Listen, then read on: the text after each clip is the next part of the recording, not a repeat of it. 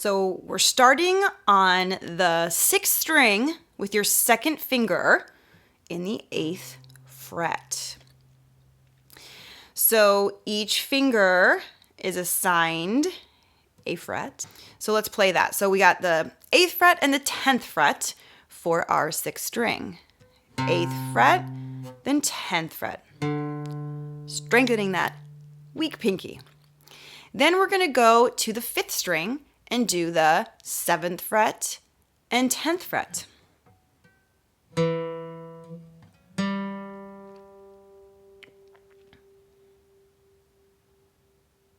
Same exact thing on that 4th string, 7th fret, 10th fret.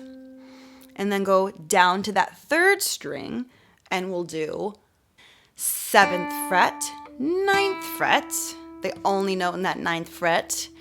And then we'll go to the 2nd string, 8th fret, 10th fret. And then the same thing, 2nd string, 8th fret, 10th fret, 1st string, 8th fret, 10th fret. We're going to start in the 6th string with the 8th fret, 2nd finger, and then that 10th fret with our 4th finger. Then we'll go to the 5th string with our 1st finger in the 7th fret, and then we're going to go all the way to that 10th fret. Then the same exact thing on the 4th string, 7th fret, 10th fret.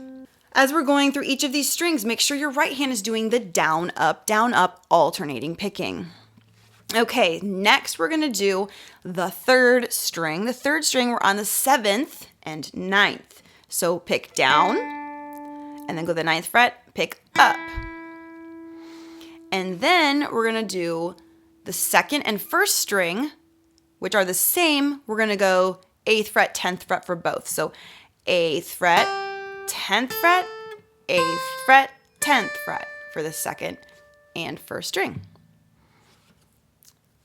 Now, when we go backwards, let's just keep our pinky right there and do 10th fret, 8th fret, 2nd string, 10th fret, 8th fret. Still doing alternating picking with your right hand. Then we're going to do 9th fret, 7th fret. Back to the 4th string with the 10th fret, 7th fret. Then the same thing on the 5th string, 10th fret, 7th fret. And then we're going to do the 10th fret, 8th fret on that 6th string. So the whole thing all the way up.